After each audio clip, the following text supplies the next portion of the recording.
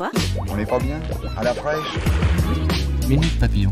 Bonjour et bienvenue dans le Flash Minute Papillon de ce jeudi 27 septembre. Dans vos oreilles, Anne-Laetitia Béraud.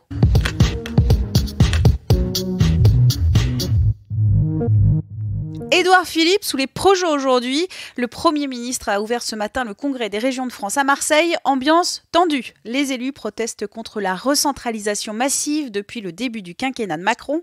Et ce soir, l'ancien élu Les Républicains retrouve un collègue, le patron des Républicains, Laurent Wauquiez. Ce sera pour un débat lors de l'émission politique sur France 2. Près d'une personne sur 4 déclare avoir déjà fait l'objet au travail de propos ou comportements stigmatisants.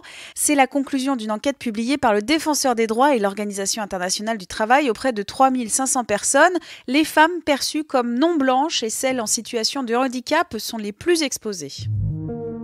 Plus de 3,4 millions d'euros, c'est ce que Canal+ doit verser à Maïtena Birabein. La chaîne a été condamnée par les prud'hommes pour avoir licencié sans cause réelle ni sérieuse l'ancienne animatrice du Grand Journal en 2016. Qui a dit « J'ai vendu la vie privée de mes utilisateurs à Facebook ?»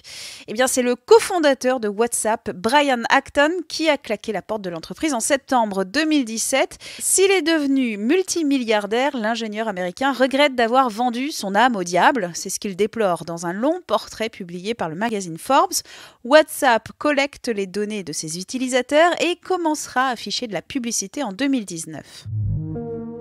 On l'a appris en fin de matinée, Marcel Campion dit stop. Il cesse ses activités et se retire du marché de Noël à Paris.